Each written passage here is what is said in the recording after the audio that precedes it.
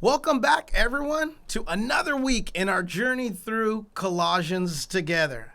I hope you had a fantastic weekend as we come into now the final episodes of this podcast. And here's what we're going to unpack together today.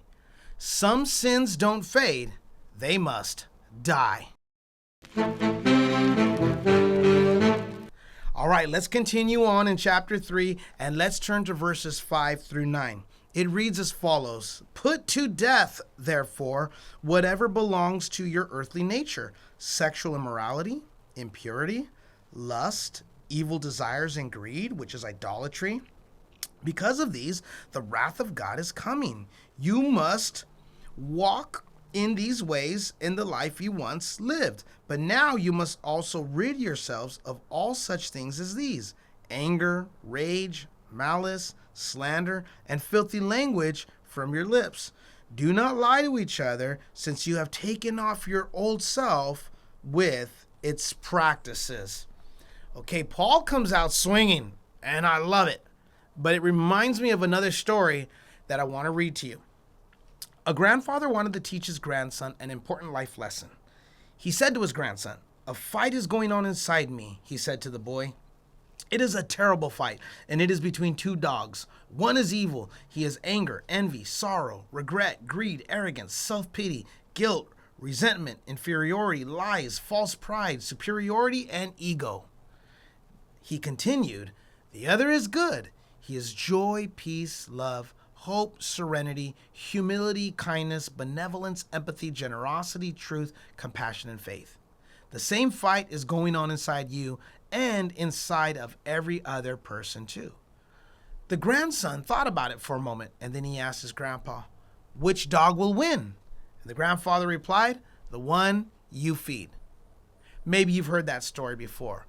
Paul, in this passage of scripture that we read, he tells the church that they need to put to death this laundry list of sins.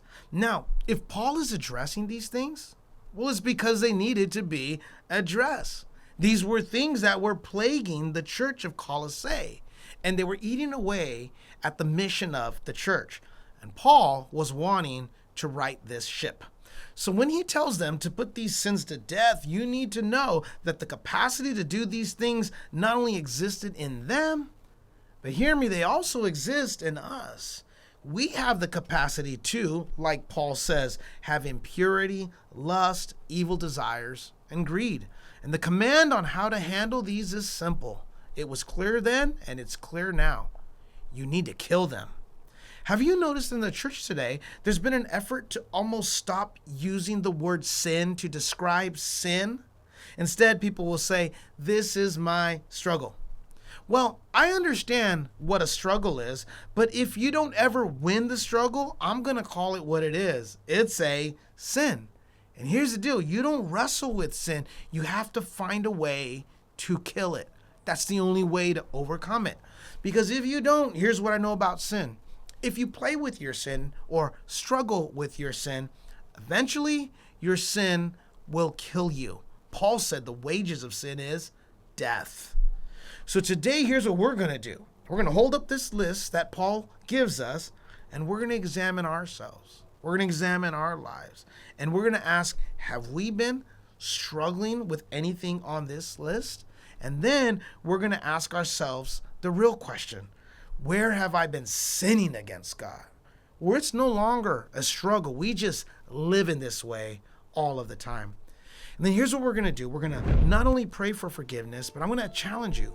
Create a plan to kill that thing. Create a plan to overcome it for once and for all.